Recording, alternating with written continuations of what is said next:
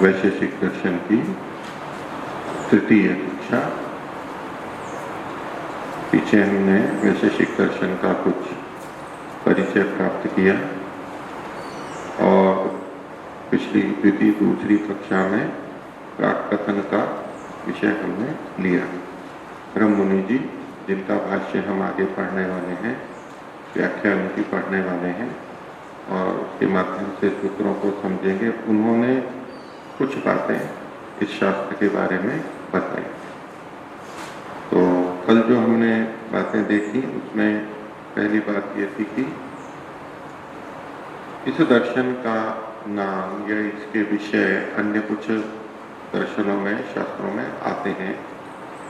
उसके आधार पर कुछ टीकाकार ऐसा मानते हैं कि वैशेषिक दर्शन उनसे प्राचीन है, लेकिन ब्रह्ममुनि जी का कहना है कि ये जो वैशेषिक नाम आता है या कुछ सिद्धांत आते हैं वो विद्या के नाम है, वो ग्रंथ के नाम नहीं है।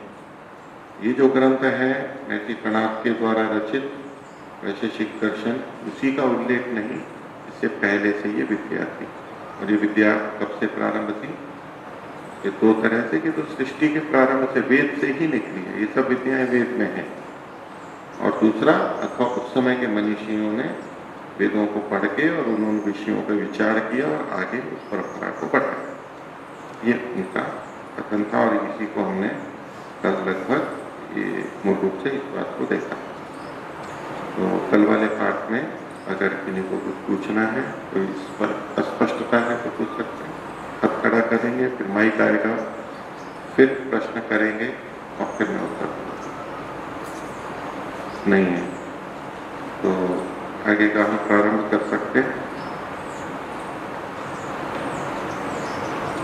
ये जो ब्रह्ममुनि जी वाली पुस्तक है, इसमें हम प्राक कथन, जो कि इसकी पृष्ठ संख्या 15 है, उस पर हमें, और पहले अनुच्छेद में हम नीचे की तरफ आ गए।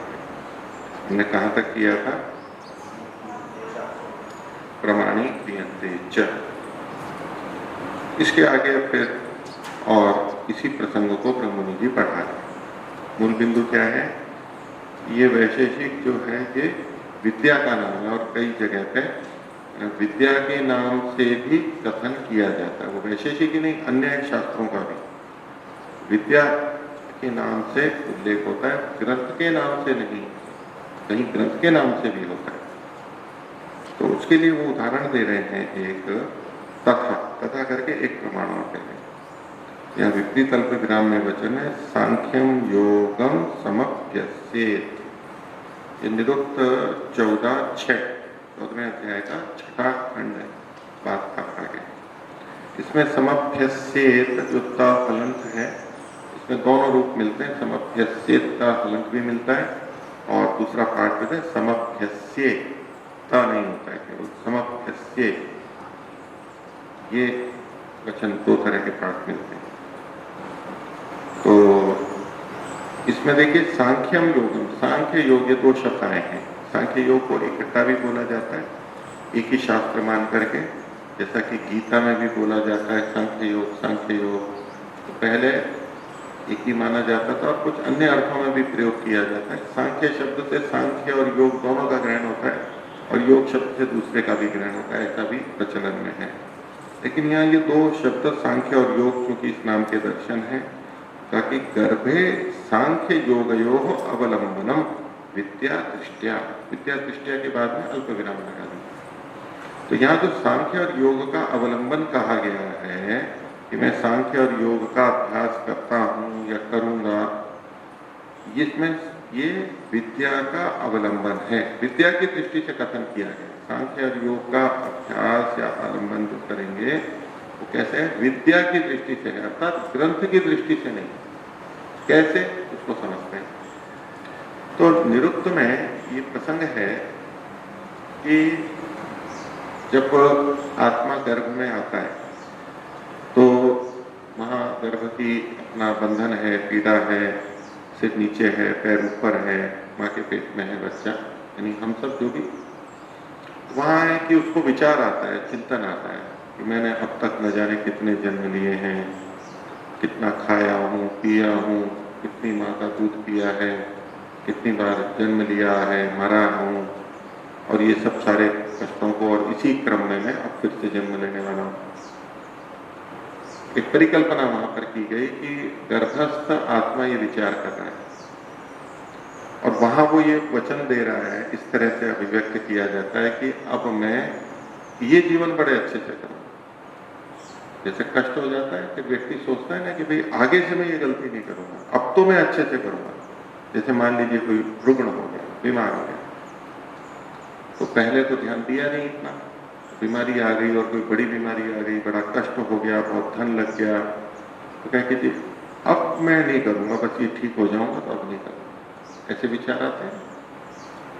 पकड़ा जाता है कोई गलत कार्य करते हुए, अपमान होता है या तो दंड होता है, पुलिस पकड़ के ले जाती है, कारागार में रहता है, जब ये होता है, स्थितियां खराब हो जाती हैं, मैं अब नहीं करूंगा। व्यक्ति कान पकड़ता है, कान पकड़ना बोलते हैं, अपने कान खुद पकड़ता है, मैं आगे से ऐसे नहीं करूंगा। प्रायश्चित जैसा उसको होता है, संकल्प करता है, भूलें कर रहा है, नहीं अब नहीं करूंगा, मैंने खूब पछता लिया। तो ऐसा वो गर्भस्थ आत्मा सोच रहा है, मेरे ये हुआ, मैंने ये किया, इतना दुख हुआ, तो क्यों हुआ ऐसा? क्योंकि मैंने मुक्ति को नहीं प्राप्त किया, इसलिए जन्म मरण के बंधन में चल रहा हूं। और मुक्ति प्राप्ति के लिए क्या? सांख्य योग का अभ्यास करूंगा। तो अब मैं अच्छे से करूंगा। ये जीवन जो अब मेरे को मनुष्य जन्म मिल रहा है, इसको मैं व्यर्थ नहीं जाने दूंगा, अब तक भले जो भी हुआ। ऐसा एक वो वहां पर प्रसंग है। तो उसमें वो आत्मा जो गर्भस्थ है उसकी ओर से ये वाक्य है, सांख्यम योगम समभ्यस्ये, मैं सांख्य और योग का अभ्यास करूंगा, अच्छे से अभ्यास करूंगा। तो समभ्यस्ये थोड़ा यह है कि अभ्यास करे। तो ब्रह्मणी जी का ये कहना है कि यहाँ जो गर्भ में सांख्य और योग का आलंबन लिया गया है, तो गर्भस्थ शिशु सांख्य और योग का आलंबन कैसे लेगा? कौन सी पुस्तक लेगा? कौन सा योग दर्शन? स्वामी सत्यपति जी वाला या और किसी का भाष्य है? कौन सा सांख्य? कौन सा? किसी का भी ऐसा लेगा क्या? वो नहीं लेगा ना, पुस्तक तो है ही नहीं उसके पास, वो तो गर्भ में। तो फिर भी सांख्य योग शब्द आया है, इसका क्या मतलब हुआ कि सांख्य योग विद्या है, विद्या की दृष्टि से वो विचार कर रहे हैं वहां पर। तो स्वामी ब्रह्मणी जी वहां गर्भ में रहते हुए इस युक्ति को ले रहे हैं कि भाई यहाँ देखो पुस्तक का भी ग्रहण नहीं। इसको भिन्न दृष्टि से भी देखते हैं कि वो जो संकल्प कर रहा है वो कब के लिए कर रहा है? जन्म लेने के बाद के लिए कर रहा है। तो जन्म लेने के लिए बात अगर कर रहा है तो वहां तो पुस्तक आ सकती है, आ सकती है। जब जो पुस्तक, और ऐसा भी काल हो सकता है जहां कोई पुस्तक ना हो, तो पुस्तकें नहीं हो, ऐसी स्थिति भी हो सकती है। तो ब्रह्मणी जी ने तो ये प्रमाण इसलिए दिया है कि देखो यहाँ पुस्तक का ग्रहण नहीं है, सांख्य योग पुस्तक का ग्रहण नहीं है, ये विद्या का ग्रहण है। तो फिर देखिए गर्भे सांख्य योग अवलंबन, क्योंकि गर्भ में रहते हुए आलंबन कर रहा है, तो ये किस दृष्टि से आलंबन हो सकता है? विद्या दृष्टि, न तो पुस्तक दृष्टि। आगे देखिए उसी को खोलें, न तो ग्रंथ रूपेण संगच्छते, अगर वहां ग्रंथ अर्थ लेंगे तो वहां संगति नहीं हो पाएगी। गर्भ में ग्रंथ का क्या काम? आगे तत्र ग्रंथेषु तु यथा योग्यम स्वक्षेत्रानुसारिणा विचार प्रदर्शनेनैव भवितव्यम। अल्पविराम। कि ग्रंथ में जो इन नामों से ग्रंथ मिलते हैं, वो चाहे वैशेषिक नाम है, चाहे योग है, चाहे सांख्य है, इन ग्रंथों में तो यथा योग है, जहां जैसा उचित है वैसा स्व क्षेत्रानुसारिणा, अपने अपने विषय, क्षेत्र क्या है उसका कौन सा क्षेत्र है, विषय के अनुसार। योग का अपना विषय क्षेत्र है, सांख्य का अपना है, वैशेषिक का अपना, ऐसे अलग अलग ग्रंथों का। तो स्व क्षेत्रानुसारिणा, अपने अपने क्षेत्र के अनुसार विचार प्रदर्शनेन एवं भवितव्यम, उसमें अपने विचार की प्रस्तुति प्रदर्शन के द्वारा ही होना चाहिए। मतलब ऐसा ही होता है, तो ग्रंथ की जब हम चर्चा करेंगे तो वहां जो लेखक है, उसके रचयिता है, वो उस विषय से संबंधित विचारों को सूत्रों के रूप में, किसी भी रूप में प्रस्तुत करते। नहीं तत्र अन्य विद्यावाद से खंडनम अपेक्षितम, वहां पर दूसरे विद्यावाद का, विद्या का जो चर्चा है, विषय है, उसका खंडन नहीं होता है। ये किस दृष्टि से कहा जा रहा है, ये जो वैदिक दर्शन है उनकी दृष्टि, अन्यों का खंडन नहीं करेंगे। वो उल्लेख कर सकते हैं कि भाई वहां ये लिखा है, यहाँ ये लिखा है, लेकिन वैदिक दर्शनों का परस्पर खंडन नहीं होगा। हाँ, अन्य मतों का खंडन हो सकता है, अन्य जो कुछ जिन ग्रंथों में अन्य जो मान्यताएं औरों की चलती रही हो उनका, या किसी के मन में विचार आया हो, तो वो सब प्रश्नोत्तर के रूप में ये सही है, ये गलत है, ये तो हो सकता है, लेकिन ग्रंथों का खंडन नहीं होगा। तो नहीं तत्र अन्य विद्यावाद से, अन्य विद्यावाद सांख्य का विद्यावाद, योग का विद्यावाद, वैशेषिक का विद्यावाद, ऐसे अलग अलग नाम, उनका खंडनम न अपेक्षित, उसकी अपेक्षा ही नहीं है, उसकी वहां आवश्यकता ही नहीं है। फिर क्या होता है, अपितु तत्र भिन्न क्षेत्र से अनुवाद मात्रतया प्रतिपादनम, तत्र तो वहां अन्य भिन्न क्षेत्र का मतलब भिन्न विषय का, अलग अलग ग्रंथों के जो अपने अपने विषय हैं उनका अनुवाद मात्र के रूप में प्रतिपादन होता है। किस रूप में प्रतिपादन होता है, अनुवाद मात्र होता है। ये अनुवाद शब्द समझने की बात। अभी तक आप अनुवाद का क्या अर्थ लेते हैं, कौन सी पुस्तक पढ़ते हैं आप लोग संस्कृत की, रचनानुवाद कौमुदी, रचनानुवाद, वहां अनुवाद करते हैं, अनुवाद की कक्षा है। अनुवाद किसे कहते हैं, जो संस्कृत में लिखा है तो उसको हिंदी में कर देते हैं, हिंदी में लिखा है तो संस्कृत में कर लेते हैं। पुस्तकों के अनुवाद होते हैं, तो ये पुस्तक है, इसका गुजराती में अनुवाद हो गया, इसका अंग्रेजी में अनुवाद हो गया, इसका इतनी भाषाओं में अनुवाद हो गया। ट्रांसलेशन हम उस अर्थ में करते हैं कि किसी भाषा में उसको दूसरी भाषा में बदल देना अनुवाद कहते हैं, लोक में ऐसा प्रचलित है। लेकिन अनुवाद शब्द का जो शाब्दिक अर्थ है, अनु कहते हैं पश्चात, बाद में। बाद मतलब होता है कथन, बोलना, अभिव्यक्त करना, बाद में कहना, उसी के अनुसार कहना। जैसे कि अनुसरण, अनुसरण शब्द हमने सुना है, शरण का मतलब तो गति होता है, पीछे पीछे, पीछे पीछे अर्थ कहा गया अनु के कहना, अनु मतलब पश्चात, उसके अनुकूल, अनुरूप जब हम गमन करते हैं तो ये अनुसरण कर रहा है, एक जना गति कर रहा है, उसके अनुसार चल रहा है, रास्ते पे, उसके विचारों के अनुसार, उसके निर्देशों के अनुसार, उसको हम क्या बोलते हैं, अनुसरण। ऐसे ही अनुवाद, तो पहले किसी ने कुछ कहा है, उसके अनुरूप और उसके बाद में फिर वैसा ही कहना, इसको अनुवाद बोलते हैं। किसी ने कुछ कहा है, उसके अनुरूप और उसके बाद में कुछ कहना या लिखना, उसको अनुवाद कहते हैं।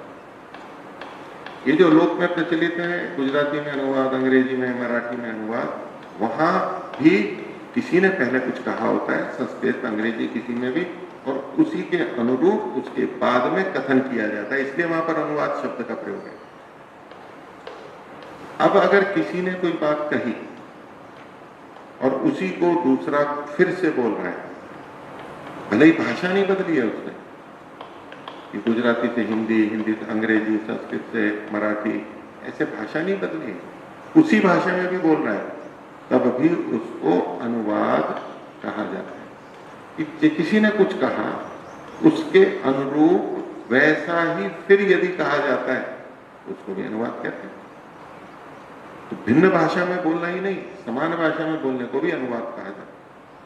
तो किसी शास्त्र में कोई बात कही गई और उसी बात को यदि यहां पर फिर से कथन किया जाएगा तो उसको कहते हैं अनुवाद का। ये तो अनुवाद है, ये तो अनुवाद है। न्याय दर्शन में आपने दो शब्द पढ़े, अनुवाद और पुनरुक्ति। पुनरुक्ति क्या होता है? पुनः मतलब फिर से, उक्ति मतलब कथन, फिर से उस बात को कहना पुनरुक्ति कहलाता है। तो अनुवाद में भी फिर से कथन होता है, लेकिन वहां स्पष्ट किया है कि अनुवाद और पुनरुक्ति में भिन्नता होती है। पुनरुक्ति है वो दोष है, जब एक बात कह दी फिर से भी आप कह रहे हो बिना प्रयोजन के और उसी को बार बार बोले जा रहे हो, निष्प्रयोजन जब आवृत्ति की जाती है उसको पुनरुक्ति कहते हैं, पुनरुक्ति दोष कहते हैं।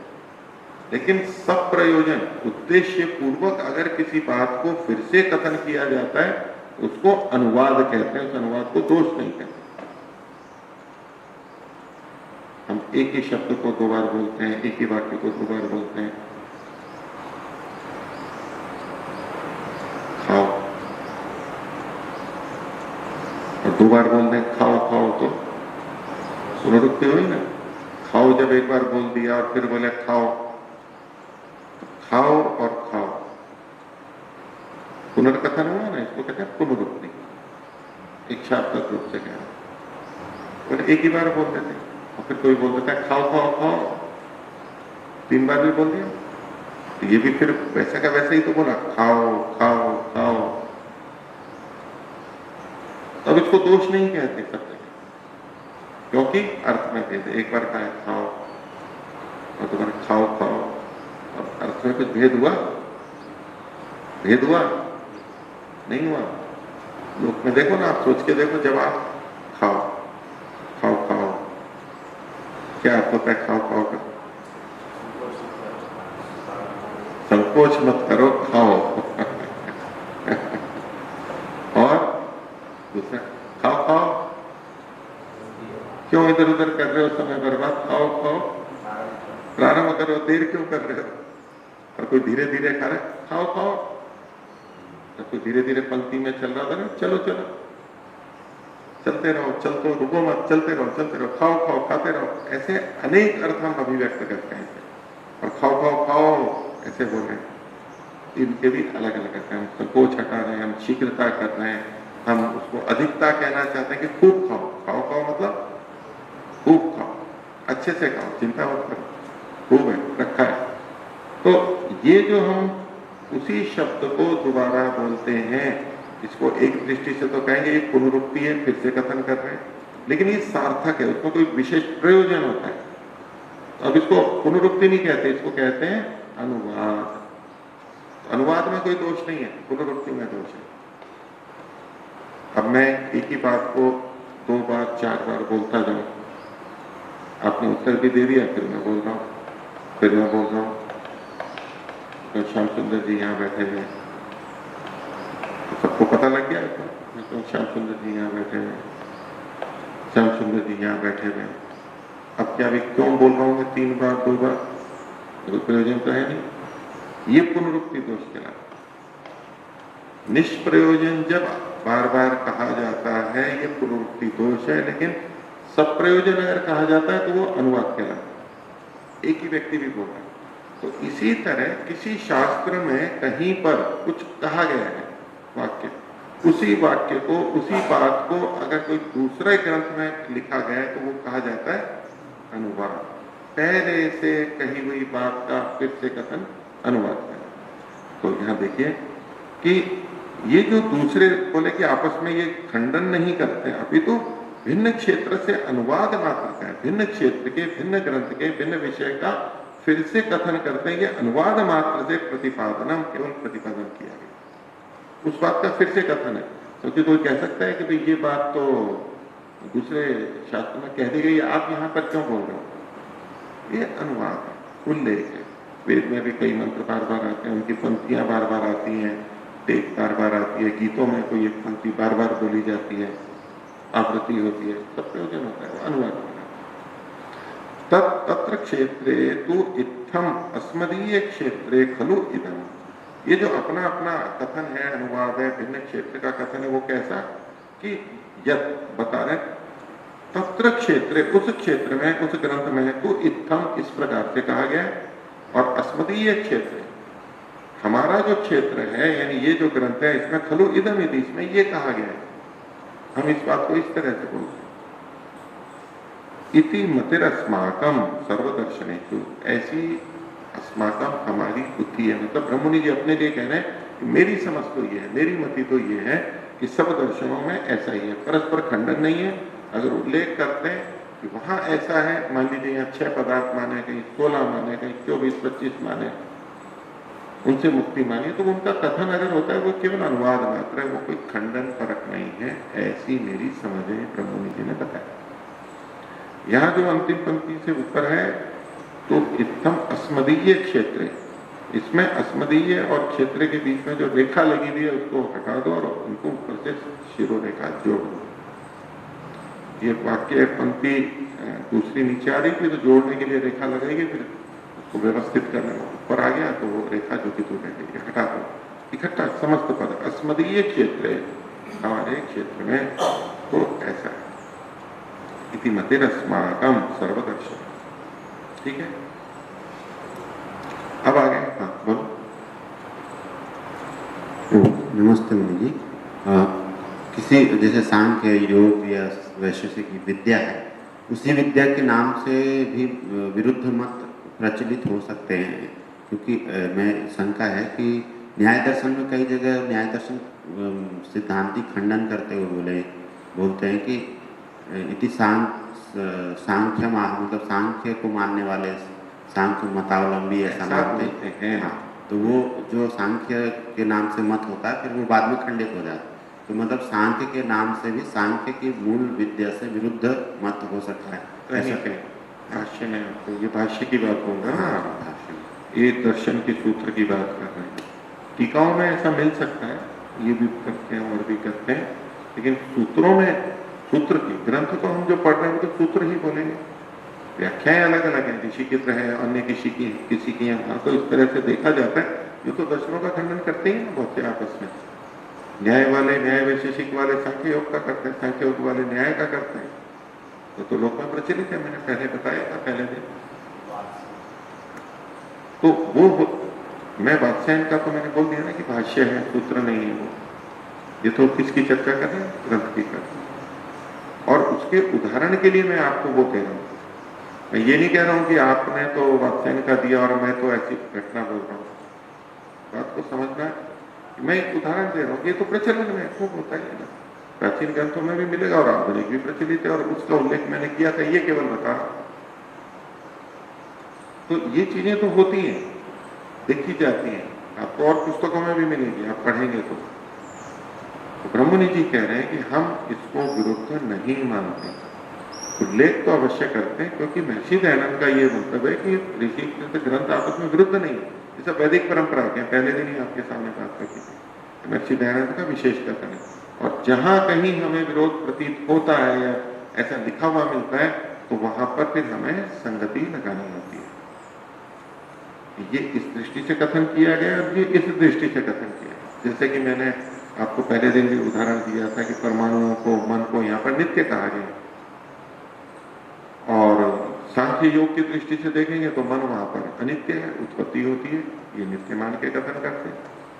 तो ये अब लगेगा ना कि विरोध है, इसने इसको नित्य माना, इसको अनित्य माना, तो वो दृष्टि भेद होता है वहां पर, वो तत्वतः कथन नहीं होता है सब जगह, विशेष दृष्टि से कथन होता है कि ये जो सृष्टि बनी है, अब इस सृष्टि में जो हमें मन मिला है वो हमारी सृष्टि में इसमें चलता रहेगा, नष्ट नहीं होगा।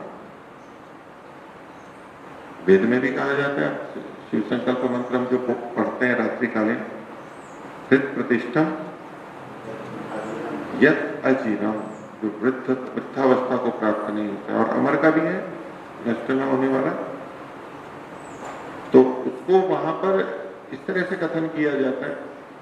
और जो नष्ट होता है तो वो क्षीण भी होता है, वृद्ध भी होगा ना, तभी तो क्षीण होगा, एकदम से तो नष्ट नहीं होता है। तो स्थिति भेद से मन को नित्य भी कहा जाता है कि हम इस सृष्टि में, या जब तक मुक्ति नहीं होती या इस सृष्टि काल में प्रलय जब तक नहीं होती तब तक यही मन चलता रहता है। जैसे इस शरीर की अपेक्षा से ये शरीर तो हमारा उत्पन्न और नष्ट होता है कुछ कुछ साल में, दशकों में, लेकिन सूक्ष्म शरीर है वो चलता रहता है। यद्यपि सूक्ष्म शरीर भी बना है और अंततः वो भी नष्ट होगा, क्योंकि जो भी बना है वो नष्ट होगा, वो एक सिद्धांत है। लेकिन फिर भी कोई कह सकता है कि ये शरीर तो, ये स्थूल शरीर तो नष्ट होने वाला है, और जो सूक्ष्म शरीर है वो नष्ट नहीं होता, वो चलता रहता है। उसको मोटे तौर पर कोई नित्य भी कह सकता है, क्योंकि पिछले शरीर में भी वही था, आगे भी था, न जाने कितने जन्मों तक वही चलेगा। तो ये जो कथन होते हैं सापेक्ष होते हैं। तो इस दृष्टि से कहीं कोई खंडन करने लगता है तो हमें समझना चाहिए खंडन केवल स्थूल रूप से है, वास्तव में कोई भेद नहीं है। और कहीं कहीं खंडन दिखता है तो दिखता है, लेकिन ये इनका कहना है हम उसको खंडन नहीं मानते, वो केवल उल्लेख मानते हैं, अन्य मत का अनुवाद मानते हैं, उल्लेख मानते। हो गया स्पष्ट? आगे देखिए अगला अनुच्छेद दूसरा है, वैशेषिक दर्शन से भाष्यम रावणे नापि व्यथाई इति व्यथाई इति रत्न प्रभादो प्रचर्चितम। तो इस वैशेषिक दर्शन का भाष्य रावण ने भी किया। रावण कौन से रावण? वही लंकापति रावण, उनके नाम से भी प्रसिद्ध है। तो वैशेषिक दर्शन का भाष्य किया था। तो कहां पता लगता है? इति रत्न प्रभादो प्रचर्चितम। रत्न प्रभा ग्रंथ का नाम, टीका का नाम है, उसमें ये चर्चा आती है। पुराने ग्रंथ के आधार पर बोलना है कि रावण ने इसको रचा था, उसका उल्लेख आता है, लेकिन मिलता नहीं है, वो ग्रंथ नहीं मिलता है, लेकिन उसका उल्लेख आता है। तच्च काणादस्य वैशेषिकस्य, और जिस वैशेषिक दर्शन का भाष्य रावण ने किया था वो काणाद वैशेषिक था। काणाद का मतलब क्या हुआ? कणाद से रचित या कणाद से संबंधित जो होगा वो कहलाएगा काणाद। कणाद ऋषि का नाम है जिन्होंने इस ग्रंथ की रचना की, और उनसे संबंधित जो ग्रंथ है उसको कहेंगे काणाद। ठीक है, ये संस्कृत की शैली है। काणाद से वैशेषिक से उन्होंने इस कणाद रचित वैशेषिक का भाष्य किया। यद्वा अथवा अन्य कृत से प्राक्तन से वैशेषिक से न जायते, और अथवा किसी अन्य प्राचीन वैशेषिक नाम के किसी ग्रंथ का या किसी और ने बनाया होगा वैशेषिक, उसका भाष्य किया। इति न जायते, हमें पता नहीं लगता है, ज्ञात नहीं होता है। क्यों? तस्य अनुपलब्धत्वा, तो उपलब्ध ही नहीं है। रावण का जो भाष्य है वो उपलब्ध ही नहीं है। उपलब्ध होता तो पता लग जाता कि इसी के सूत्रों के अनुसार है या और किसी अन्य के अनुसार है, लेकिन वो हमें पता नहीं लगता। केवल इतना पता लगता है कि रावण ने भी वैशेषिक का भाष्य किया था। आगे अब ये प्राचीन भाष्यों की चर्चा कर रहे हैं, इस दृष्टि से कथन कर रहे हैं। सांप्रतम प्रशस्त पाद भाष्यम उपलब्धते। सांप्रतम मतलब इस समय वर्तमान में कौन सा भाष्य उपलब्ध होता है? प्रशस्त पाद भाष्य उपलब्ध होता है, जिसका उल्लेख मैंने पीछे भी किया था। यच्च पुरातनत्व पदम अधितिष्ठति, जो कि पुराना है, पुरातनत्व है, जिसमें पुरानापन है, इस पद को प्राप्त है, मतलब उसको ये प्रतिष्ठा प्राप्त है कि वो पुराना है, प्राचीन है। प्रशस्त पाद भाष्य, प्राचीन भाष्यों में रावण कृत तो मिलता नहीं है, और जो मिलता है वो प्रशस्त पाद भाष्य मिलता है, उसको प्राचीन कहा जाता है, लोक में प्रसिद्ध है।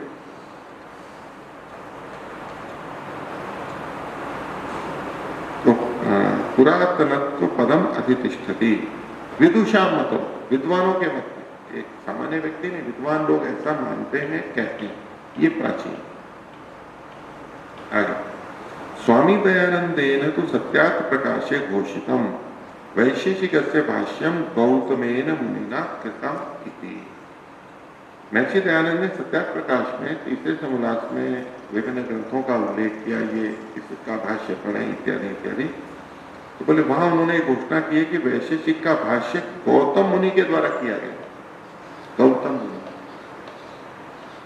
गौतम मुनि या गौतम ऋषि का हम ग्रंथ कौन सा मानते हैं? दूसरा दर्शनों में न्याय दर्शन को मानते हैं, लेकिन उसका रचनाकार भी लिखा है उन्होंने अलग से गौतम को, और इसके भाष्य को करने वाला भी लिखा हुआ इसका वैशेषिक का। वैशेषिक और न्याय की दृष्टि से हम देखें, वैशेषिक और न्याय समान शास्त्र है, लेकिन न्याय वैशेषिक में सिद्धांत है जिनका उपयोग करते हुए न्याय दर्शन में प्रमाणों का प्रसंग प्रस्तुत किया, आधार इसको लिया। तो इस दृष्टि से कह सकते हैं कि वैशेषिक पहले था और न्याय बाद में था। और चूंकि न्याय के रचयिता गौतम थे, उन्होंने वैशेषिक का भी भाष्य किया, वो वैशेषिक के भी जाता रहे होंगे अगर वो ही गौतम है तो, लेकिन वो भी हमें उपलब्ध नहीं होता है। तो सत्यार्थ प्रकाशे घोषितम वैशेषिकस्य भाष्यम गौतमेन मुनिना कृतम इति। वहां पर कुछ जगह ये पाठ भी मिलता है कि ये गौतम मुनि कृत प्रशस्त पाद भाष्य, प्रशस्त पाद भाष्य को भी गौतम मुनि कृत ऐसा स्वीकार करते हैं, जबकि प्रशस्त पाद नाम के एक आचार्य भी हैं, उनके द्वारा किया गया भाष्य प्रशस्त पाद भाष्य कहलाता है। तो उस दृष्टि से ये भिन्नता है ऐतिहासिक दृष्टि से मान्यता में कि प्रशस्त पाद ने वो भाष्य लिखा है अथवा गौतम ने लिखा है, अथवा वो दोनों वास्तव में एक ही व्यक्ति थे, ये विचार किए। ऋग्वेद आदि भाष्य भूमिकायाम तो पहले तो सत्यार्थ प्रकाश का उल्लेख किया मैं इन्होंने महर्षि के, और फिर ऋग्वेद आदि भाष्य भूमिका का उल्लेख करें।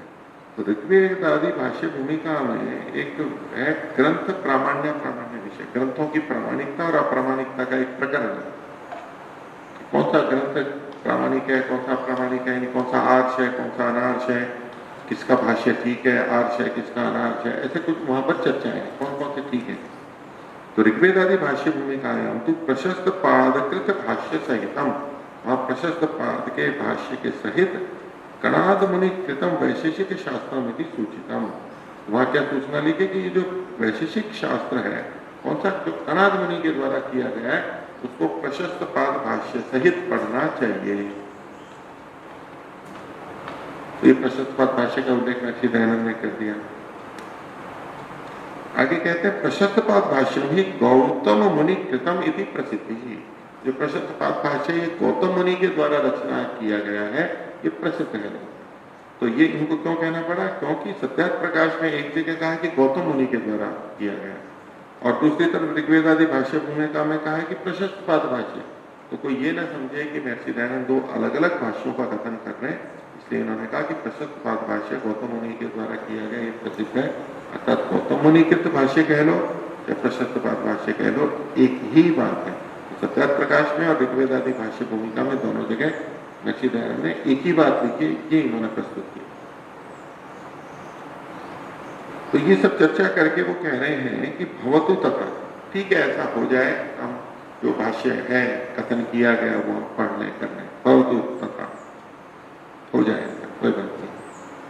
अब आगे प्रश्न करें, परंतु ये किसके विषय में कह रहे हैं, प्रशस्त पाद भाष्य के विषय में कह रहे हैं।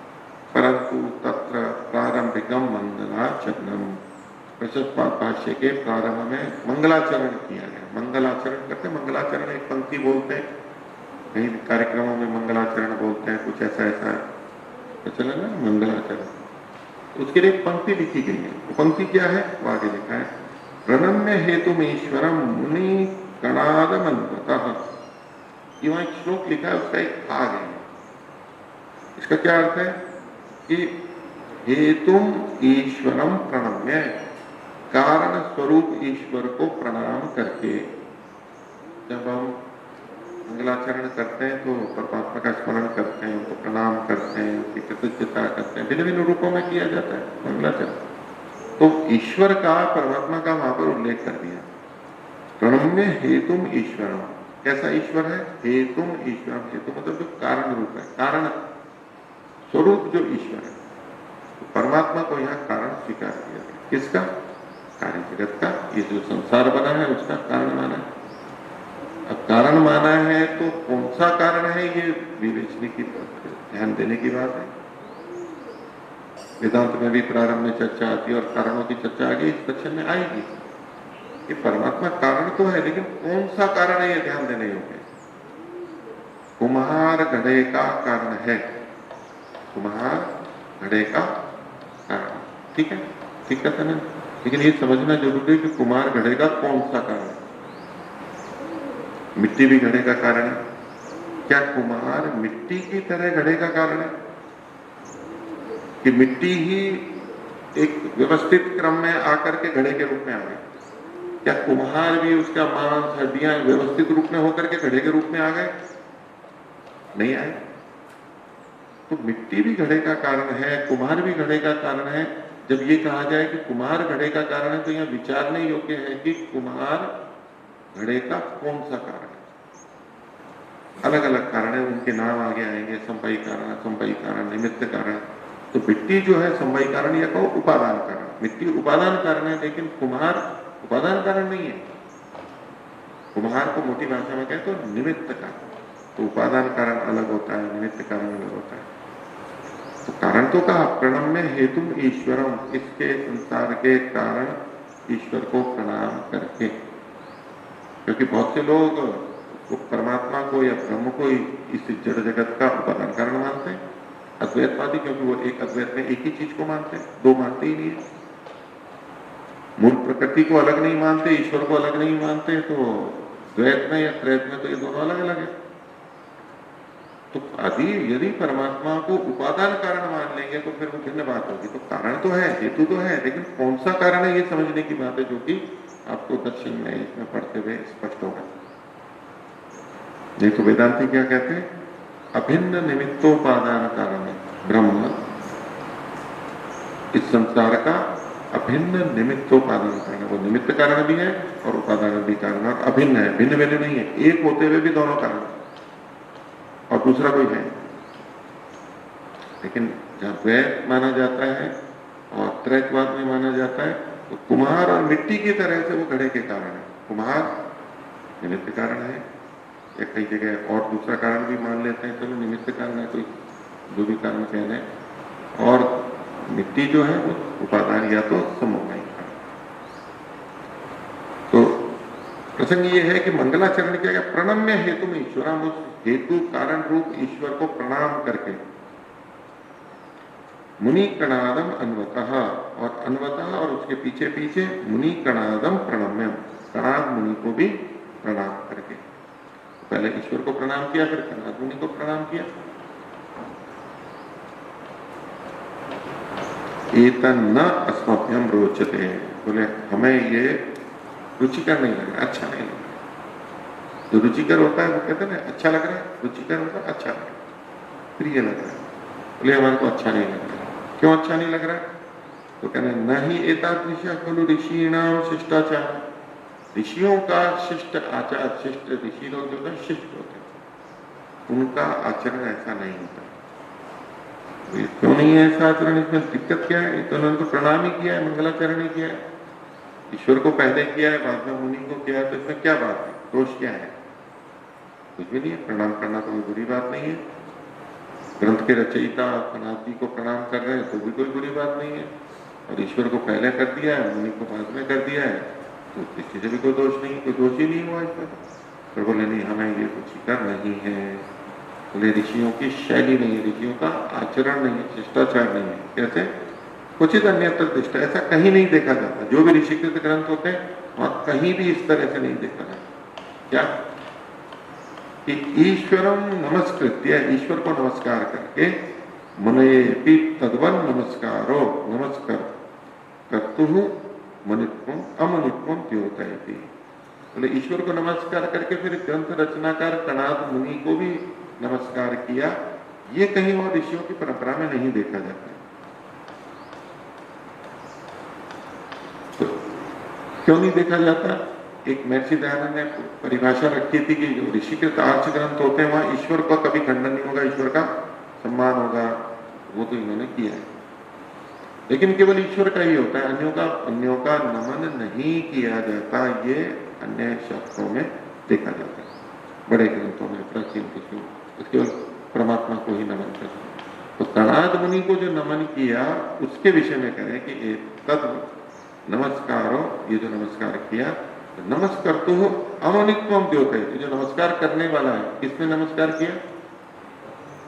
गौतम मुनि ने कहो या तो प्रशस्तपाद नाम से जो व्यक्ति हैं, प्रशस्तपाद भाष्य के जो रचयिता, उन्होंने नमस्कार किया, लिखा है। वो उनके अमुनित्व को द्योतित करता है, वो मुनि नहीं है। ये इस तरह का कथन है जैसे कोई ऋषि है, बोले उसके अऋषित्व को द्योतित करता है, ऋषि नहीं। या मुनि शब्द भी बहुत अच्छे अर्थों में बोला जाता है। हम कपिल मुनि, कणाद मुनि, हम इनको ऋषि भी बोलते हैं और मुनि शब्द से भी बोलते हैं। तो कई बार मुनि शब्द बहुत छोटा समझा जाता है, बोले ये तो मुनि जी हैं, मुनि हैं, तो किसी को भी बोल देते हैं मुनि। तो फिर कई जने मुनि से बढ़ करके आचार्य शब्द मानते हैं, नहीं आचार्य तो बड़ा है, मुनि तो कोई भी हो जाता है, कम पढ़ा लिखा भी मुनि बन जाता है। मुनि अपने आप में बहुत बड़ा है, कणाद मुनि है, कपिल मुनि है, ये सब नाम आ रहे हैं ना। और ये मुनि शब्द ऐसा है जैसे ऋषियों जैसा, बहुत अच्छा शब्द है। इनका कहना है कि वो उनकी अमुनित्व को द्योतित करता है, मतलब वो मुनि के स्तर के नहीं थे, थोड़े कम थे, नहीं तो केवल ईश्वर को नमस्कार करना चाहिए, ऐसा ब्रह्ममुनि जी का कहना है। आगे कहते हैं तथापि भवतु, चलो फिर भी ऐसा हो जाए कोई बात है, तत् प्रशस्त पाद भाष्य पुरातन, वो पुरातन है, प्राचीन है, ये तो फिर भी सिद्ध होता है, चलो नमस्कार कणाद को भी कर दिया, लेकिन है तो प्राचीन, फिर भी प्राचीन को मानते हैं। यद्वा अथवा दूसरी दृष्टि से प्रामाणिक कल्पम, प्रामाणिक जैसा, प्रामाणिक ग्रंथ जो होते हैं उनके समान है, ये फिर भी माना जा सकता है। पुराना भी मान सकते हैं और इसको प्रामाणिक भी मान सकते हैं। एक ये जो कल्प होता है, इसका मतलब है उस जैसा, क्या बोलते हैं, उस जैसा, ऐसा तात्पर्य लेते हैं। तो जो किसी के जैसा होता है वो बड़ा होता है। कौन बड़ा होता है, वो या ये? जिसके जैसा होता है वो बड़ा होता है, वो बड़ा होगा ना, और दूसरा छोटा होगा। तो जिसको दृष्टांत के रूप में लिया गया उसको बड़ा मानते हैं, और दूसरा उससे थोड़ा कम होता है। कोई कुत्ता बहुत बड़ा हो, तगड़ा हो, तो क्या कह सकते हैं, ये शेर जैसा है, शेर जैसा है। कोई बच्चा कोई अधिक पुष्ट हो और ये पहलवान जैसा है, तो पहलवान जैसा है मतलब पहलवान से थोड़ा सा कम। तो ये जो इन्होंने कहा कि ये पुरातन, ये तो प्रामाणिक कल्प, प्रामाणिक जो पूर्ण प्रामाणिक है उन जैसा है, ये मान लेते हैं। पूरा प्रामाणिक ऐसे नहीं, थोड़ा सा तो नीचा है, फिर भी स्वीकार करते हैं उस अर्थ में। तो ये भले हो प्राचीन हो और प्रामाणिक कल्प प्रामाणिक जैसा हो, मतलब प्रामाणिक हो, ये भी अर्थ ले लेते हैं। तथापि नहीं तत्सूत्र क्रम अनुसरत, ये जो प्रशस्तपाद भाष्य है ये सूत्रों के क्रम का अनुसरण नहीं करता।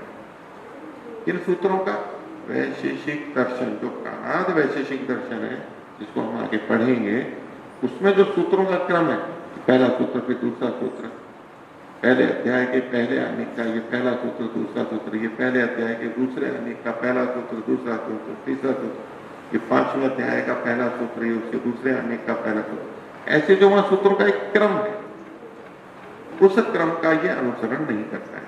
उनकी बातों को तो कहता है लेकिन उनका अनुसरण नहीं करता है, क्योंकि प्राय करके जो भाष्य होते हैं वो सूत्रों के क्रम का अनुसरण करते हैं। जैसे कि योग दर्शन ले लीजिए, योग दर्शन का सूत्र आएगा, फिर व्यास भाष्य आएगा, फिर दूसरा सूत्र आएगा, फिर उस पर व्यास भाष्य आएगा, फिर तीसरा चौथा, जिस सूत्र का भाष्य होगा बस वो उसी क्रम से भाष्य भी चलेगा, सूत्रों के क्रम के अनुरूप चलेगा। आप योग दर्शन देख लीजिए, आप न्याय दर्शन देख लीजिए, आप मीमांसा का शाबर भाष्य देख लीजिए, कुछ भी ऐसे वो जो भाष्य होते हैं वो क्या कहलाएंगे, सूत्र क्रमानुकूल भाष्य। तो ये जो प्रशस्तपाद भाष्य है ये कणाद से संबंधित होता हुआ भी कणाद के सूत्रों के अनुसार भाष्य नहीं है। उस बात को क्या कहा कि तत्सूत्र क्रमम अनुसरत, नहीं तत्सूत्र क्रमम अनुसरत, तो सूत्रों के क्रम का अनुसरण नहीं करता। एक बात, यद्वा दूसरी बात कह रहे हैं, न प्रत्येक सूत्रावलंबन परम, और न ही वो प्रत्येक सूत्र का भाष्य करने वाला है। जैसे कि हम प्राय करके देखते हैं कि हर सूत्र का भाष्य करते हैं कई भाष्यकार, लेकिन ये आवश्यक नहीं है। कई जगह पे कुछ सूत्रों का भाष्य नहीं किया जाता, कुछ सूत्रों का भाष्य कर दिया, बहुत से सूत्रों को छोड़ दिया, फिर किसी सूत्र का भाष्य कर दिया, तो क्रमशः तो कर रहे हैं वो भाष्य, लेकिन बीच बीच में सूत्रों को छोड़ देते हैं। जैसे कि महाभाष्य ले लीजिए, पाणिनि सूत्र जो अष्टाध्यायी है उसका भाष्य काशिका में भी मिलता है और महाभाष्य में भी मिलता है। काशिका में तो सूत्रानुसार है, महाभाष्य में भी सूत्र क्रम है, क्रम तो वही है, लेकिन काशिका में तो प्रत्येक सूत्र का मिलेगा, लगभग प्रत्येक का, कोई छूटा हो नहीं तो सूत्रों का मिलता है। लेकिन महाभाष्य में जहां आवश्यकता थी उस सूत्र का भाष्य किया, अष्टाध्यायी के सूत्रों का, कहीं सूत्र छोड़ भी दिए, बहुत सारे लंबे लंबे बहुत सारे सूत्र छूट जाते हैं, फिर भाष्य करते हैं। तो पाणिनि का यानी अष्टाध्यायी के सूत्रों का भाष्य काशिका में भी मिलता है, महाभाष्य में मिलता है तो दोनों सूत्र क्रमानुसारी। लेकिन काशिका प्रत्येक सूत्र पे करता है, महाभाष्य में बहुत सारे सूत्र छूट जाते हैं, लगभग मेरे ख्याल से 1/3 सूत्रों पे भाष्य किया। अष्टाध्यायी में मान लो 4000 सूत्र हैं, तो महाभाष्य में 1200, 1300 या 1400 सूत्रों का ही भाष्य है, 2/3 का भाष्य नहीं है, सूत्रों का उल्लेख ही नहीं किया उन्होंने, मतलब भाष्य नहीं किया, उसकी व्याख्या की आवश्यकता नहीं समझी। तो बोले ये जो प्रशस्तपाद भाष्य है, पहली बात न तो सूत्र के क्रम से है और न ही प्रत्येक सूत्र को का भाष्य करता है, दोनों ही बातें नहीं है। तो तथापि न ही तत्सूत्र क्रम अनुसार, सूत्र के क्रम का अनुसरण करते हुए यद्वा न प्रत्येक सूत्रावलंबन परम, न ही प्रत्येक सूत्र का आधार लेकर के भाष्य करने वाला है, अवलंबन परम भाष्य तत्तु स्वतंत्र व्याख्यान रूपम अस्ति। तो जब ये नहीं है तो फिर ये कौन सा है, किस रूप में है? ये तो स्वतंत्र व्याख्यान ग्रंथ है। बातें वैशेषिक की बहुत सारी आएंगी इसमें, लेकिन स्वतंत्र व्याख्यान ग्रंथ है, इसको हम ये नहीं कह सकते कि प्रशस्तपाद भाष्य मैं ये काणाद वैशेषिक दर्शन का भाष्य है, ऐसा नहीं कह सकते, सूत्रानुसार नहीं है। हाँ, उसकी बातें हैं वो हमें मिलती है। तो ये जो हमें उपलब्ध होता है, महर्षि दयानंद उसी को कहना चाहते थे, दूसरा कहना चाहते थे निश्चित नहीं, कोई और भाष्य रहा होगा तो सूत्रानुसार है और सूत्र प्रत्येक सूत्र का है। अभी जो उपलब्ध होता है वो ऐसा नहीं है। हो गया यहाँ तक आगे देखिए। अस्य दर्शन से भारद्वाजीया वृत्ति अपि आसीत्। इस दर्शन की यानी वैशेषिक दर्शन की एक वृत्ति भी मिलती है। कौन सी वृत्ति? भारद्वाजीया। भारद्वाज एक ऋषि या तो विद्वान का नाम है और उनके लिखी हुई उनसे संबंधित जो वृत्ति है उसको कहते हैं भारद्वाजीया वृत्ति। वृत्ति क्या होती है? वृत्ति एक तरह का भाष्य ही होता है, लेकिन भाष्य जो होता है वो थोड़ा विस्तृत होता है। वृत्ति होती है वो छोटी छोटी होती है, टिप्पणियां होती हैं, उसमें संक्षिप्त होती है। हम मोटी भाषा में कहें तो भाष्य भी उन्हीं सूत्रों पे होता है, वृत्ति भी उन्हीं सूत्रों पे होती है, लेकिन भाष्य विस्तृत होता है, बड़ा होता है, खोल के रखता है। वृत्ति पूरा नहीं खोलती है, वो कुछ कुछ शब्दों पे कुछ कुछ प्रसंगों में अपनी टिप्पणी थोड़ी थोड़ी दे देती है, उसको कहते हैं वृत्ति भाष्य। तो ये भारद्वाजीय वृत्ति का उल्लेख मिलता है कहां पर? शंकर मिश्रेण निजोपस्कार वृत्तौ वृत्ति कृतस्तु इति वचनेन स्थाने स्थाने संकेतितम्। तो शंकर मिश्र एक विद्वान हुए, उनका ग्रंथ है निजोपस्कार। ये है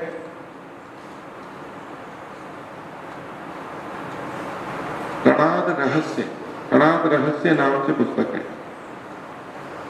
तो उसके ऊपर उपस्कार वृत्ति है, ये भी वृत्ति है। वृत्ति मतलब संक्षेप से है, लेकिन उस वृत्ति को लिखते हुए भी वो क्या करें? वृत्ति के तस्तु, वृत्ति के द्वारा, वृत्ति जो कार है उसमें तो ऐसा ऐसा कार है, यानी कि स्वयं अपने आप में वृत्ति है और उसमें अन्य वृत्तियों का भी उल्लेख किया गया। जैसे कि हम योग दर्शन पढ़ रहे हो और हम यूं कहें कि भाष्य में तो ये लिखा है, भाष्यकार ने तो ये कहा है, हम भाष्य में ये लिखा है, भाष्यकार तो ये कह रहा है, तो किसका भाष्य लेते हैं? महर्षि दयानंद का वेद भाष्य तो नहीं लगे, न्याय दर्शन का वात्स्यायन भाष्य तो नहीं लगे, जो संबंधित है तो व्यास भाष्य लेंगे। तो ऐसे ही ये जो वृत्ति के तत्व, वृत्ति जिसने की है उनके तो वो तो ये कहते हैं, वो वृत्ति कौन से ली जाती है? एक बार उल्लेख कर दिया, भारद्वाजी या वृत्ति ही वहां पर गृहित होती है, वो बार बार उसका संकेत करते हैं। इसका मतलब है कि वैशेषिक दर्शन पर कई वृत्तियां थी, वृत्ति के ऊपर भी वृत्ति होती है, कई बार भाष्य के ऊपर भी वृत्ति लिखी जाती है। सूत्र पे भाष्य हुआ, भाष्य के ऊपर पे किसी ने संक्षिप्त टिप्पणियां की, जितना आवश्यक था उतना शब्द को खोला, कई बार व्याकरण की दृष्टि से खोल देते हैं, कई बार अर्थ की दृष्टि से खोल देते हैं, कई बार प्रसंग को बता देते हैं, पृष्ठभूमि ये है इत्यादि इत्यादि, अथवा कहीं औरों का उल्लेख कर देते हैं, संक्षेप से मिलता है। तो भारद्वाजीय वृत्ति थी, ये निजोपस्कार वृत्ति का का उल्लेख किया। तो स्थाने स्थाने संकेत, ये स्थान स्थान का मतलब जगह जगह पे उल्लेख किया। अब ये स्थाने और स्थाने है, ये दो शब्द एक जैसे आए, स्थाने स्थाने, स्थान स्थान पर, स्थाने सप्तमी विभक्ति है, पर ऊपर, स्थान स्थान पर। तो स्थाने स्थाने ये 2 बार कथन हो गया, ये पुनरुक्ति हो गई, पुनरुक्ति हो गई ना, पुनरुक्ति को दोष कहते हैं। और दूसरा है अनुवाद, फिर से कथन किया, स्थाने जो एक शब्द का प्रयोग किया था उसी को पुनः प्रयोग किया है, तो इसको क्या कहेंगे? अनुवाद। पुनरुक्ति दोष नहीं है ये, क्योंकि केवल एक बार स्थाने बोलेंगे, स्थान पर, उसका अर्थ है। और हम बोलेंगे स्थान स्थान पर, स्थाने स्थाने, तो क्या मतलब हुआ? प्रत्येक स्थान पर, इन बहुत जगह पे प्रत्येक भी अर्थ ले सकते हैं और अधिक में भी ले सकते हैं। घर में, घर घर में, गृह गृह गृह, तो अर्थ का भेद हो गया ना। तो अब ये जो शब्द तो वही दोबारा बोला गया, ये निरर्थक नहीं है, एक विशेष अर्थ को देता है, तब ये पुनरुक्ति दोष नहीं कहलाता, ये अनुवाद कहलाता है। तो स्थाने स्थाने संकेतित, हम जगह जगह पर लिखा है, बार बार। आगे कहते हैं अस्ति इदं मोक्ष शास्त्रम, ये जो वैशेषिक दर्शन है ये क्या है? मोक्ष शास्त्र। मोक्ष के बारे में बताता है, मोक्ष के साधन बताता है, मोक्ष के उपाय बताता है, मोक्ष की चर्चा भी करता है, मोक्ष शास्त्र। पहले मैंने आपको एक वाक्य बोला था, मोक्ष शास्त्र और किनको कहा जाता है? सभी को, जो 5 ग्रंथ हैं, वेद को भी कह सकते हैं, लेकिन 6 दर्शनों को मोक्ष शास्त्र कहते हैं, शास्त्र कहते हैं, मोक्ष शास्त्र कहते हैं, 6 को कहते हैं। लेकिन कई बार बड़े मुमुक्षु लोग होते हैं, मुमुक्षु किसे कहते हैं? मोक्ष की इच्छा, मुक्ति की प्राप्ति के लिए। महर्षि दयानंद ने सत्यार्थ प्रकाश में कुछ लिखा है ना, उसमें एक लिखा है मुमुक्षुत्व, मुमुक्षुत्व, मुक्ति को पाने की इच्छापन है, मुमुक्षा, मुमुक्षुत्व। और मुमुक्षु होता है जो मुक्ति प्राप्ति का इच्छुक होता है, मुमुक्षु। जैसे जिज्ञासा और जिज्ञासु, जिज्ञासा को जानने की इच्छा है, और जो जानने की इच्छा करता है उसको क्या बोलते हैं? जिज्ञासु। पिपासा, पीने की इच्छा, पीने का इच्छा वाला जो होता है उसको कहेंगे पिपासु, जिज्ञासु, मुमुक्षु। तो कई मुमुक्षु होते हैं, उनको तो बस केवल मोक्ष की चिंता होती है, तो वो केवल एक ही दर्शन पढ़ते हैं, योग दर्शन ही पढ़ेंगे, मतलब बस मुक्ति चाहिए। इसका क्या मतलब हुआ? बाकी के दर्शन मोक्ष शास्त्र नहीं है, मेरे को उनको नहीं पढ़ना है, ऐसा मन में आएगा ना उसके। अरे ये तो ऐसी बातें हैं, वहां पर तो ये गुण कर्म और ये सब का कारण कार्य बोलते रहेंगे, उपादान कारण समवायी कारण, आप घटपट करते रहेंगे, पता नहीं क्या कर। मेरे को क्या लेना देना घटपट से? मैं तो संसार से ऊपर उठा हुआ हूँ, मैं तो घटपट से दूर जाना चाहता हूँ।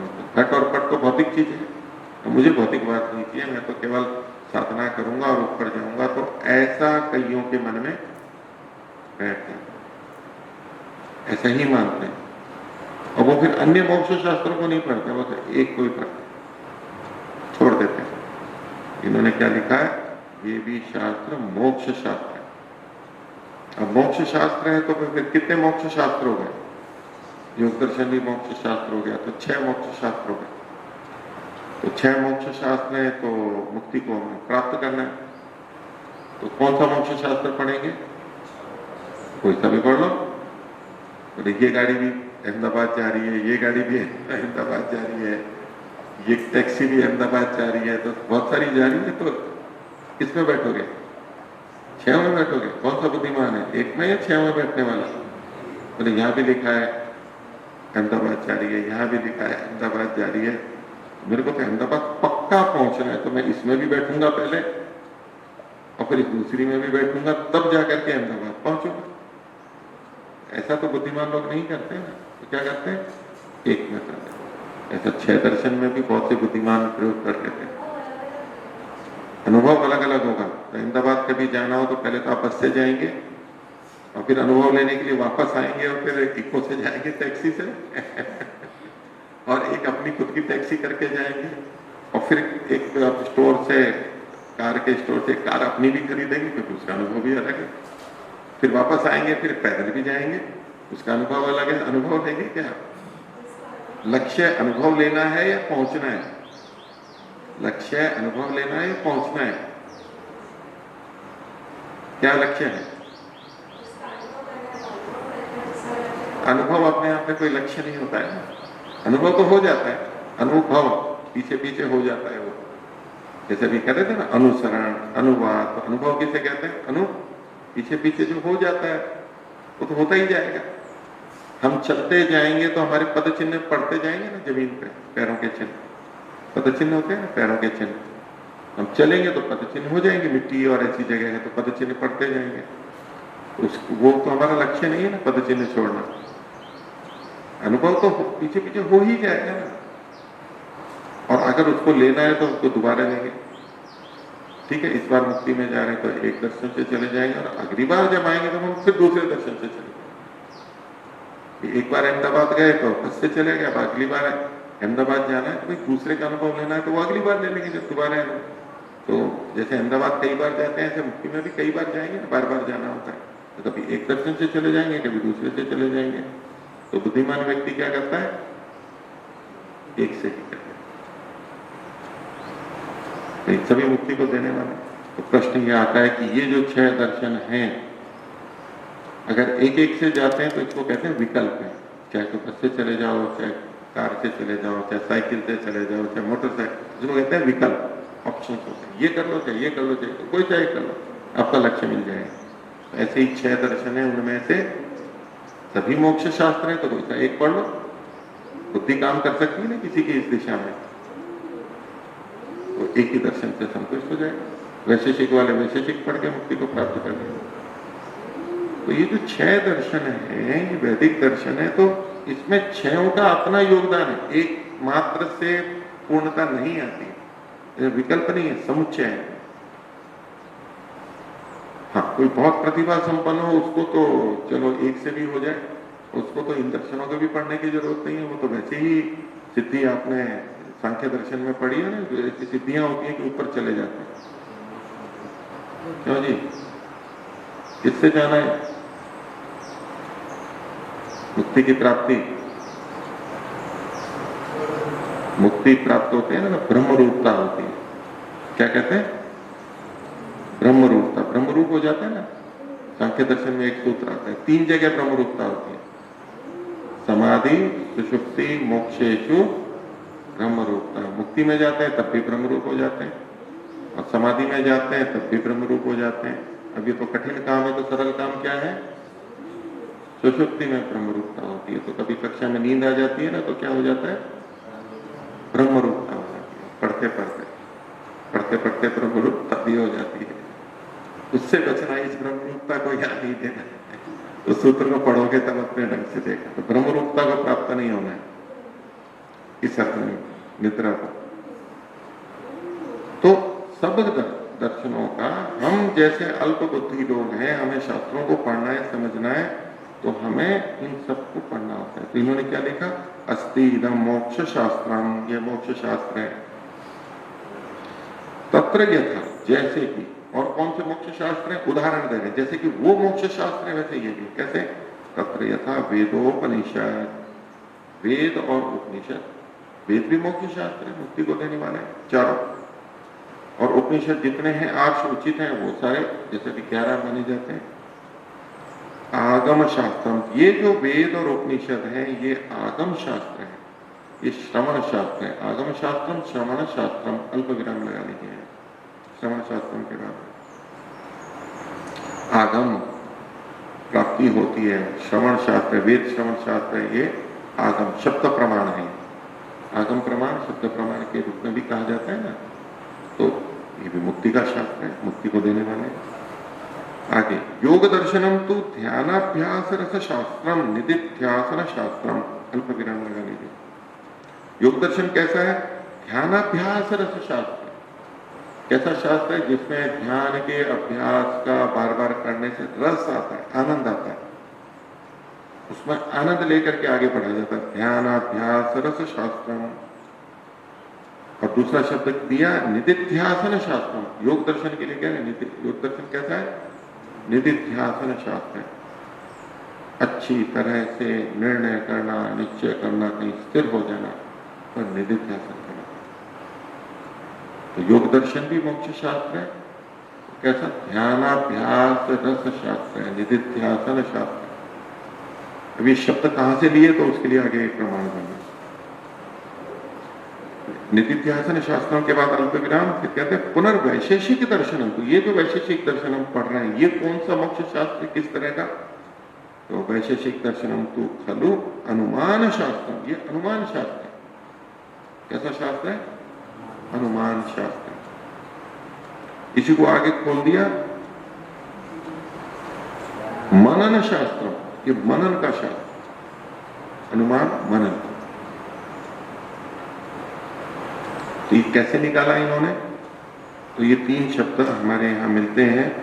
तो आगे कहते हैं त्रयाणाम उपयुक्ति प्रदर्शिता च परमात्मा संगे, परमात्मा के संग में, परमात्मा से जुड़ने में इन तीनों की उपयुक्ति सम्यक रूप से जुड़ाव प्रदर्शित किया गया है शास्त्र में। कहाँ पर? तो योग दर्शन व्यास भाष्य का एक श्लोक यहाँ उद्धृत किया है, आगमेनानुमानेन ध्यानाभ्यास रसेन च। तो आगमेन, आगम से, आगम को इन्होंने क्या लिखा था? वेद और उपनिषद का। अनुमानेन, अनुमान से किसको लिया? वैशेषिक को, और इसको न्याय को भी उसके साथ ले सकते हैं, क्योंकि न्याय दर्शन में प्रमाणों की चर्चा है, प्रमाणों में भी अनुमान की विशेष चर्चा है और उसमें भी पंचावयों की बहुत चर्चा है। आगमेन अनुमानेन और ध्यानाभ्यास रसेन, ध्यानाभ्यास रस से इन्होंने योग दर्शन दिया ब्रह्मन जी ने। त्रिधा प्रकल्पयन प्रज्ञाम, त्रिधा मतलब तीन प्रकार से, प्रज्ञाम प्रज्ञा को, बुद्धि को, प्रकल्पयन प्रकल्पित करते हुए, बनाते हुए, विकसित करते हुए, प्राप्त करते हुए, तीन प्रकार से बुद्धि विकसित होगी। कैसे? आगम से, अनुमान से और ध्यानाभ्यास रस से। तो आगम हो गया शब्द प्रमाण, अनुमान हो गया अनुमान प्रमाण और ध्यानाभ्यास रस हो गया प्रत्यक्ष प्रमाण। एक तरह उसका अनुभव में लगा। त्रिधा प्रकल्पयन प्रज्ञाम, इस प्रज्ञा को तीन प्रकार से प्रकल्पित करते हैं यानी बनाते हैं। कौन सी प्रज्ञा है? तो योग दर्शन में एक सूत्र है ऋतंबरा तत्र प्रज्ञा, उस सूत्र के भाष्य में ये श्लोक दिया हुआ है। यहाँ प्रज्ञा का मतलब क्या लेंगे? ऋतंबरा प्रज्ञा। ऋतंबरा क्यों बोलते हैं? कि ऋतम सत्यम एवं विभर्ति, ऋत का मतलब सत्य, सत्य को ही ग्रहण कर दिया, सत्य उसमें आता ही नहीं है, ऐसी उच्च स्थिति बुद्धि की, उसको कहते हैं ऋतंबरा प्रज्ञा। तो समाधि में प्राप्त होती है वहां पर उच्च स्तर की, गलत चीज आती नहीं। हम तो कई बार गलत चीजों को भी तो ले ग्रहण कर लेते हैं, हम गलत को सही मान करके ग्रहण कर लेते हैं, हमें पता ही नहीं लगता है कि गलत, कितनी चीजें गलत मान लेते हैं, सही भी समझते हैं, गलत भी समझ लेते हैं। तो ये जो तीन तरह से बुद्धि को बढ़ाया जाता है, त्रिधा प्रकल्पन प्रज्ञा में, ऐसा करते हुए योगी लभते योग उत्तम, उत्तम योग को प्राप्त करता है। इन तीनों से करते हुए उत्तम योग को प्राप्त करता है। उत्तम योग कौन सा? योग का मतलब क्या है? योगा चित्त वृत्ति निरोध है, अथवा का योगा समाधि। योग का मतलब है समाधि। तो समाधि दो प्रकार की होती है, संप्रज्ञात और असंप्रज्ञात। संप्रज्ञात दोनों अच्छी है, लेकिन संप्रज्ञात उससे निचली है, असंप्रज्ञात उससे ऊंची है। तो उत्तम योग कौन सा हुआ? असंप्रज्ञात समाधि। तो ऋतंबरा प्रज्ञा संप्रज्ञात समाधि में होती है, और इस तरह से अपनी बुद्धि को बढ़ाते हुए वो असंप्रज्ञात समाधि को प्राप्त करता है। कैसे? आगम का प्रयोग करेगा, वेद निषद आदि का, अनुमान का प्रयोग करेगा यानी वैशेषिक न्याय दर्शन का प्रयोग करेगा, और ध्यानाभ्यास रस साधना करेगा योग और सांख्य की तरह। इन तीन को करते करते अपनी बुद्धि को परिष्कृत करते बढ़ाते बढ़ाते असंप्रज्ञात समाधि तक पहुंचेगा। ये श्लोक मात्र। तो अब इसमें देखिए, ये जो तीन तरह से उल्लेख किया गया, इन तीनों में से किसी एक से काम चल जाएगा या तीनों की आवश्यकता है? केवल आगम से काम नहीं चलेगा, मनन भी करना होगा, ध्यानाभ्यास रस करना होगा, निधिध्यासन करना होगा, इन सब की आवश्यकता है। इसका समुच्चय है, विकल्प नहीं है इसके। ये जो उपाय है विकल्प नहीं है, समुच्चय है। तो योग दर्शन 1:48 व्यास, व्यास मतलब व्यास भाष्य का श्लोक दिया। अभ्युदय पूर्वकतया खलु अस्य मोक्ष शास्त्रत्वम, ये जो इसका मतलब इस वैशेषिक दर्शन का, इसका जो मोक्ष शास्त्रत्व है, मोक्ष शास्त्र को बताना है, ये कैसा है? अभ्युदय पूर्वक है। पहले अभ्युदय करेगा और फिर मुक्ति को प्राप्त करेगा। दो बात होती है, इससे मुक्ति की प्राप्ति होगी, लेकिन इस जीवन में तो कुछ भी नहीं है।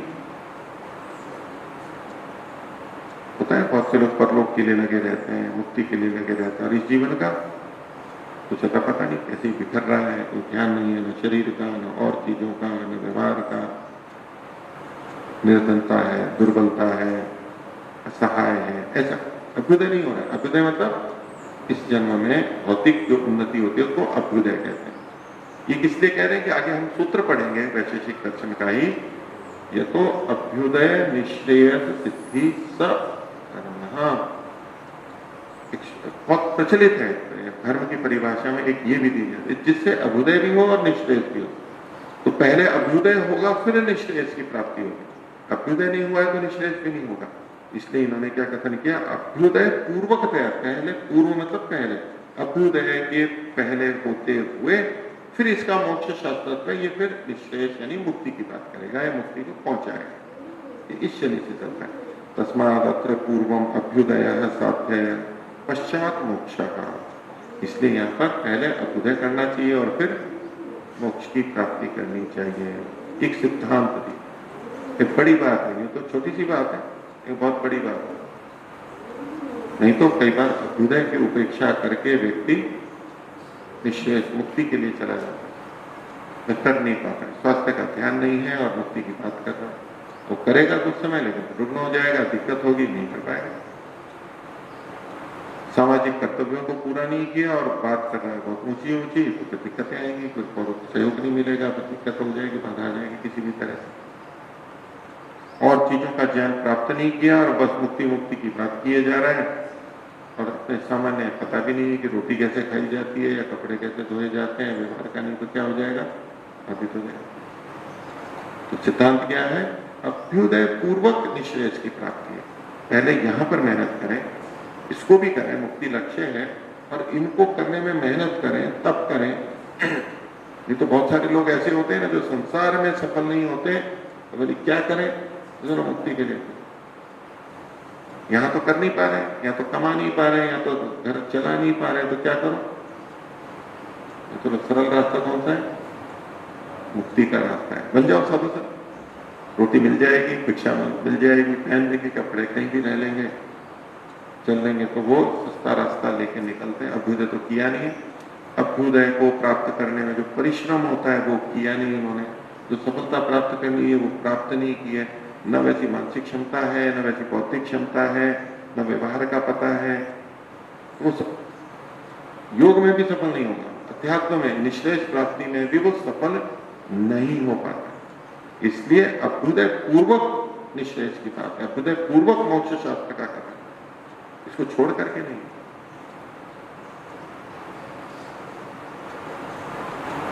तो ये बहुत बड़ी बात है वैशेषिक, और ये पूरी आर्ष दृष्टि है, ये वैदिक दृष्टि यही है। छोड़ करके भाग करके जो जाते हैं ना, तो वो तो दूसरी जगह भी भागेगा फिर, क्योंकि घर से जिस कारण से भागा था, घर छोड़ दिया, क्यों छोड़ा था घर, तो बहुत झगड़े होते हैं, बहुत झंझट है, इसलिए घर छोड़ दिया।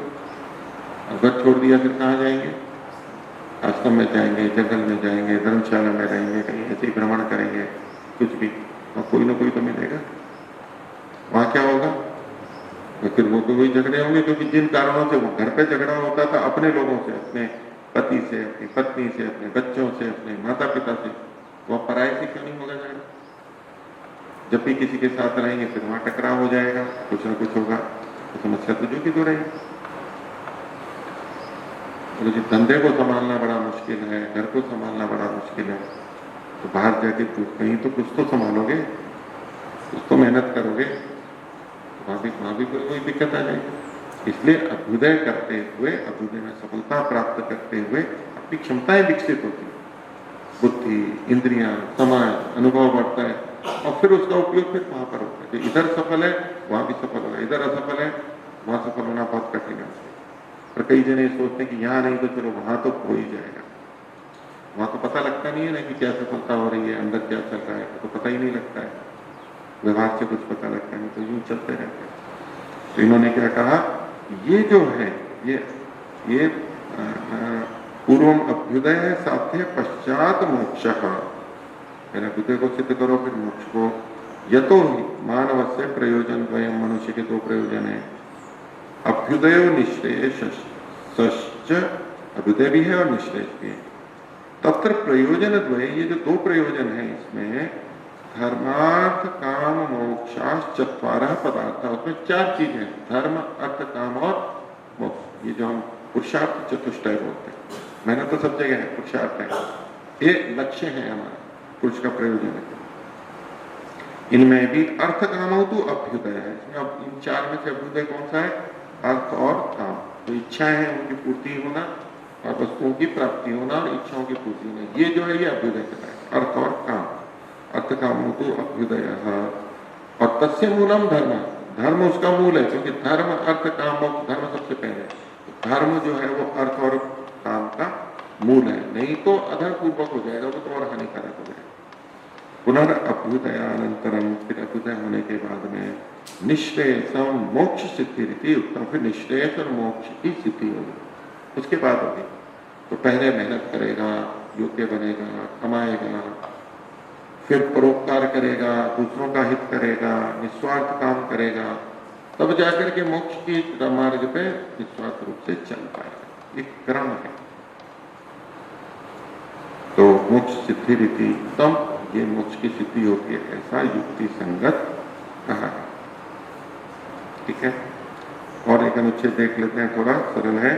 पृथ्वी आदि परमात्मा पर्यंत वस्तु नाम विज्ञानम अत्र धर्म विशेष, अल्प विराम लगा लीजिए धर्म विशेष के बाद, कि यहाँ पर जो एक शब्द आएगा आगे सूत्र में धर्म विशेषा, यहाँ धर्म का मतलब क्या है? ये तो अभ्युदय निश्चय सिद्धि स धर्म, धर्म का मतलब क्या है? तो व्याख्या अलग अलग होती है। इन्होंने कहा कि पृथ्वी आदि से लेकर के परमात्मा पर्यंत वस्तुओं का ज्ञान होना, विज्ञान मतलब विशेष ज्ञान होना, अत्र धर्म विशेष है, ये धर्म है और ये विशेष प्रकार का धर्म। धर्म की व्याख्या अनेक रीति से होती है। मनुस्मृति भी धर्म ग्रंथ है, वहां पर धर्म की अलग व्याख्या है, वहां धर्म का अर्थ अलग है। मीमांसा दर्शन में भी धर्म शब्द आता है, वहां धर्म का मतलब अलग है। यहाँ भी धर्म शब्द आता है, वहां धर्म का मतलब अलग है। तो धर्म की व्याख्या भी अलग अलग दृष्टि से होती है। शब्द वही है लेकिन तात्पर्य भेद होता है। मूल शब्द का अर्थ वही है लेकिन भिन्न भिन्न दृष्टि से कथन होता है। यहाँ इन्होंने क्या कहा, पृथ्वी आदि से लेके परमात्मा पर्यंत जो वस्तुएं हैं उनका विज्ञान यहाँ पर धर्म विशेष है। आगे धर्म विशेष प्रसूतात इत्यादि को कथन आएंगे। आगे कहते हैं सच मनुस्मृत्यादि धर्मशास्त्र प्रतिपादित वर्णाश्रम धर्म कहा। और ये जो धर्म है वैशेषिक वाला, ये मनुस्मृति आदि जो धर्मशास्त्र है, मनुस्मृति को धर्मशास्त्र बोलते हैं, ये करो नहीं करो इत्यादि वर्णन है। धर्मशास्त्र के द्वारा प्रतिपादित जो धर्म है, कौन से धर्म है उसको एक शब्दों में और कहा जाता है वर्णाश्रम धर्म। मनुस्मृति आदि धर्मशास्त्र में जो धर्म कहे जाते हैं वो कौन से हैं? वर्णाश्रम धर्म। धर्म का लक्षण अलग दिया वो भी है। वर्ण यानी 4 वर्ण हो गए, ब्राह्मण क्षत्रिय वैश्य शूद्र, जिसका जो वर्ण हो, जब जो वर्ण हो। और आश्रम कौन से हो गए? ब्रह्मचर्य आश्रम, गृहस्थ, वानप्रस्थ और सन्यासी, 4 आश्रम हो गए। अपने अपने वर्ण और आश्रम के जो कर्तव्य हैं, करने योग्य चीजें, उसको भी धर्म कहा जाता है। वो कहाँ कहते हैं? मनुस्मृति आदि ग्रंथों। अपना जो वर्णाश्रम धर्म है वहां वो तात्पर्य, उससे ये भिन्न है, धर्म विशेष है। और मीमांसा शास्त्र विहित कर्म कांडाख्य धर्मतश्च विशिष्टो। और मीमांसा शास्त्र में, मीमांसा दर्शन में जो विहित है, कहा गया है, प्रसंग आया है, कौन सा धर्म? कर्मकांड नाम का धर्म। कर्मकांड बहुत सारी इत्यादि कर्मकांडों का उल्लेख है, उसको भी धर्म कहा जाता है। अब कर्माशय को भी धर्म कहा जाता है, पुण्य को भी धर्म कहा जाता है, धर्म और धर्म के रूप में। तो यहाँ इन्होंने कर्मकांड नाम का जो धर्म है उससे भी ये विशिष्ट है। विशिष्टो धर्मो अस्य शास्त्र से लक्ष्य, इस शास्त्र का लक्ष्य कौन सा धर्म है? विशिष्ट धर्म। वो कौन सा? पृथ्वी से लेके परमात्मा पर्यंत वस्तुओं का ज्ञान होना, ये धर्म यहाँ का लक्ष्य है इस शास्त्र का। और उससे अभ्युदय और निश्चय की बात की गई है, कही गई है।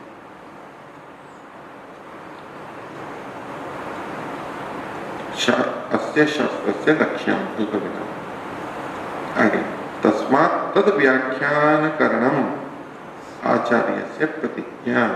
इसलिए उसी का व्याख्यान करना, वो जो धर्म विशेष है उसी का व्याख्यान करना आचार्य की प्रतिज्ञा है। अर्थात इस आचार्य मतलब कणादाचार्य, ये जो शास्त्र के रचयिता है।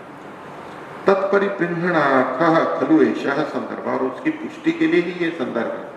ये जो बताया जा रहा है, तो यहाँ धर्म की चर्चा की जाएगी और मुक्ति की चर्चा की जाएगी, लेकिन धर्म कौन सा है?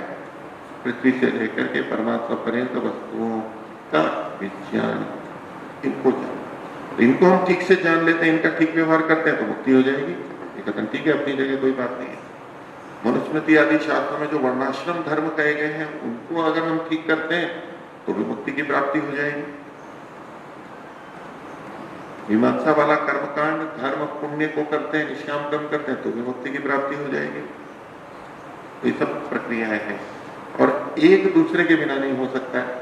अब कोई वर्णाश्रम धर्म का पालन कर रहा है तो पदार्थों के धर्म अगर नहीं जाने पृथ्वी आदि परमात्मा के, तो कैसे वर्णाश्रम धर्म का पालन करेगा? इनका जानना भी आवश्यक है। और केवल इनके जानने से, यानी वस्तुओं के विज्ञान को जानने से मुक्ति होती है तो वो भी नहीं हो पाएगी, क्योंकि उसको व्यवहार तो करना ही पड़ेगा। वर्णाश्रम धर्म तो फिर भी आ जाएंगे उसके पास। तो ये एक दूसरे से जुड़े हुए हैं, एक को ग्रहण किया तो दूसरे परोक्ष रूप से आ जाते हैं, लेकिन ये ज्ञान के स्तर पर बात करते हैं, ये विज्ञान की बात करते हैं। तो उसके परिग्रहण के लिए ये संदर्भ है, ये सारी चर्चा है। तो आज का पाठ हम यहीं तक रखते हैं, बाकी का आगे देखेंगे। शांति।